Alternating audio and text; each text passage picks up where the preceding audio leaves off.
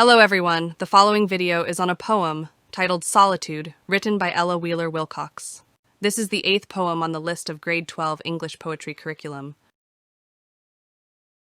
Solitude means a lonely place, being alone or away from other people. It can also have connotations of isolation and loneliness.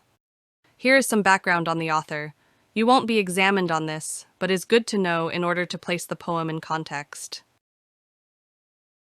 A real-life encounter. Wilcox wrote Solitude after comforting a grieving widow on her way to a ball in Madison, Wisconsin. 2. Emotional impact. The encounter deeply affected Wilcox, leaving her unable to enjoy the celebratory atmosphere of the governor's inaugural ball. 3. Theme of sorrow. The poem reflects on how the world responds to sadness, exploring the complexities of human emotions and societal reactions. 4. Spiritualism and observations. In line with Wilcox's interest in spiritualism, Solitude serves as a lens to observe and comment on the world, using a personal encounter to convey insights into the human experience. Here is a little summary of the poem. Direct address to the reader. The speaker engages the reader directly, establishing a personal connection throughout the poem. 2. Universal truths.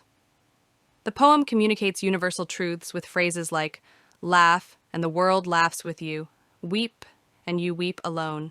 These statements encapsulate the shared nature of joy and the solitude and sorrow within the human experience. 3. Exploration of human condition. The poem delves into the universal human condition, emphasizing the communal aspect of sharing joy and good times, while contrasting it with the inherent solitude during tough times and moments of sadness. 4. Call for self-reflection. The first stanza advocates for facing one's problems rather than relying on others for happiness. This serves as a thematic foundation, suggesting a personal responsibility in dealing with challenges and seeking emotional well-being. 1. Laugh, and the world laughs with you. 2. Weep, and you weep alone. 3. For the sad old earth must borrow its mirth. 4. But has trouble enough of its own. 5. Sing, and the hills will answer. 6. Sigh, it is lost on the air. 7. The echoes bound to a joyful sound. 8. But shrink from voicing care. 9. Rejoice, and men will seek you. 10. Grieve, and they turn and go. 11. They want full measure of all your pleasure. 12. But they do not need your woe. 13. Be glad, and your friends are many. 14. Be sad, and you lose them all. 15. There are none to decline your nectared wine. 16. But alone you must drink life's gall. 17. Feast, and your halls are crowded. 18. Fast, and the world goes by. 19. Succeed and give, and it helps you live. 20. But no man can help you die. 21. There is room in the halls of pleasure. 22. For a long and lordly train. 23. But one by one we must all file on 24 through the narrow aisles of pain. The first line tells a reader that if one were to laugh, then the world would laugh with you. Happiness within oneself creates happiness in others. The second line adds a more complicated dimension to the relationship between humans and society. Human beings are not attracted to negativity, perhaps for fear it too may be shared. The poet argues that the earth, which is personified, has so much trouble and sadness that it has enough of its own. Mirth is laughter caused by happiness, which is rare to find these days. If you were to sing, then the hills would answer. You will receive a response from the world or society, and happiness would be multiplied. Echoes are personified as being happy, to bounce or skip in response to happy sounds. Bound is big, bouncing movements. Shrink is to pull back. From voicing care is to avoid expressing sadness. The world will not share your problems. The first line says that if you rejoice, then others will seek you out and want to spend time with you. But if you grieve, show sadness, those same people will no longer want to spend time with you. Full measure means complete. Line 11 to 12 show contrasting statements that if you grieve, then the same people will turn and go. These people do not want your woe, but but are happy to take on your pleasure. The speaker gives the reader some advice in the next lines that if you want to have friends, then you need to be glad. If you are not, then you are going to lose them all. Nectared wine, become part of extended metaphor. Everyone wants to share as much of a person's happiness as possible.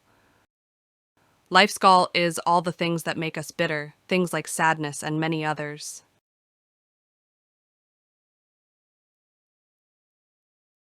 Halls are crowded, emphasizes that everyone will join in the celebrations. Fast. Fasting is private. People may not be aware that you are fasting, therefore the whole world would not take notice or join you. Fast could also be an extended metaphor. If you do not participate in life and happiness, people will ignore you. They will not want to spend time with you.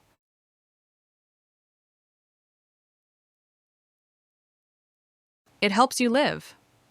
If you are successful and give generously to others, you will live a good life. No man, emphasizes. Nobody.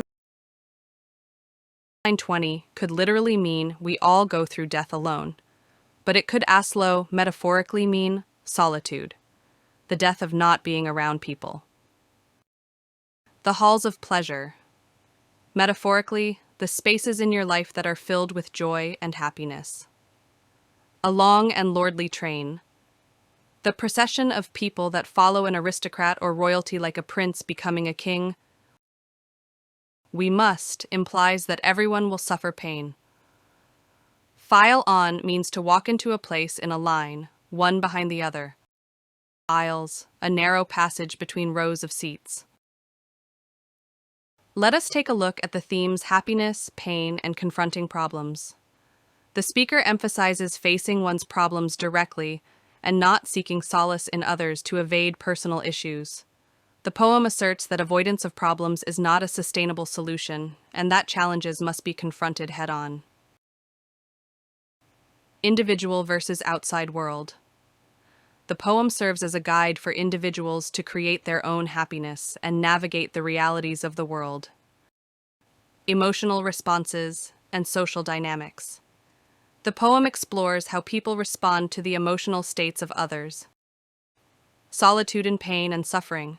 The poem suggests that while individuals can observe others' deepest feelings, the actual experience of pain is something one must go through alone, emphasizing a nuanced understanding of empathy and personal experience. Finally, the two tones of the poem. There is a melancholy or depressed tone from the words weep and sigh. There is also a happy tone in the words laugh and rejoice. Thank you for watching this video. If you need questions to test yourself and prepare for exams, check out this video. This is Minds in Session.